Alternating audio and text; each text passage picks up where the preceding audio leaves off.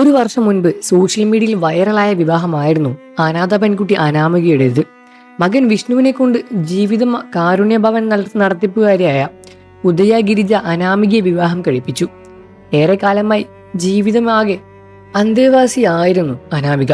മകന് വിവാഹപ്രായമായപ്പോൾ വധുവുമായി അനാമിക മതിയെന്ന് ഉദയ ഗിരിജ തീരുമാനിക്കുകയായിരുന്നു. ഇപ്പോൾ അനാമികയ്ക്കും വിഷ്ണുവിനും ഒരു പെൺകുഞ്ഞുണ്ട്. യൂട്യൂബ് ചാനലുമായി സജീവമായി ഇരുവരും പങ്കുവയ്ക്കുന്ന പുതിയ വ്ലോഗുകൾ ചർച്ചയാവുകയാണ്.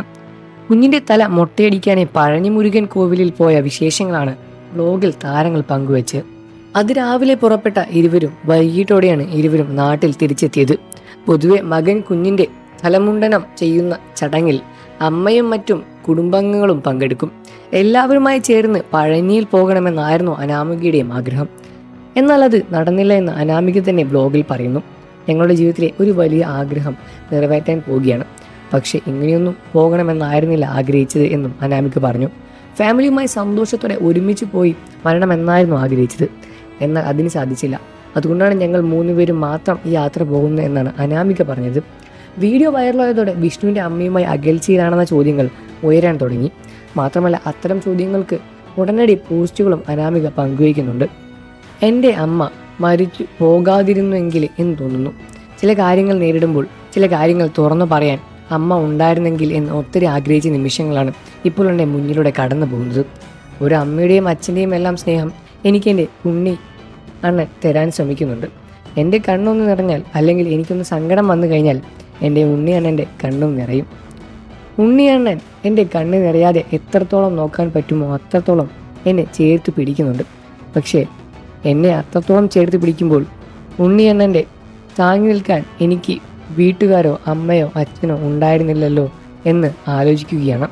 നിങ്ങളിൽ ചില വ്യക്തികൾ എങ്കിലും നെഗറ്റീവ് പറയുമ്പോൾ പ്രതികരിക്കുന്നത് മറ്റൊന്നും കൊണ്ടല്ല.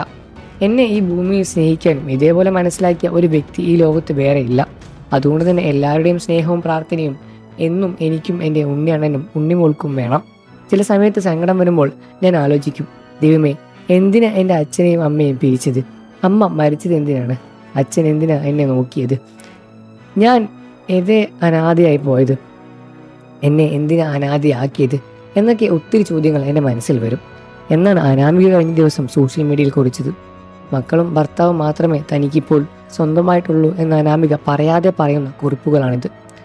ഭർത്താവിൻ്റെയും കുടുംബത്തിൻ്റെയും പിന്തുണ ഉപരി പഠനത്തിന് പോകാൻ ശ്രമിക്കാൻ ഫോളോവേഴ്സിൽ ഒരാൾ ഉപദേശിച്ചപ്പോൾ തനിക്ക് പിന്തുണ നൽകാൻ ഭർത്താവ് മാത്രമേ ഉള്ളൂ എന്നാണ് അനാമിക മറുപടി കമൻറ്റിൽ കുറിച്ചത്. ഇതോടെയാണ് വലിയ രൂപത്തിലുള്ള ചർച്ചകളും ഉണ്ടായത്. ഈ വിഷയത്തിൽ നിങ്ങളുടെ അഭിപ്രായം എന്താണെന്ന് വീഡിയോയ്ക്ക് താഴെ കമൻറ്റ് ചെയ്ത് പറയുക. വാർത്തകളും വിശേഷവും എത്രയും പെട്ടെന്ന് അറിയാൻ നമ്മുടെ വീഡിയോ ഒന്ന് ലൈക്ക് ചെയ്ത് ചാനൽ ഒന്ന് സബ്സ്ക്രൈബ് ചെയ്ത് സപ്പോർട്ട് ചെയ്യണേ ഫ്രണ്ട്സ്.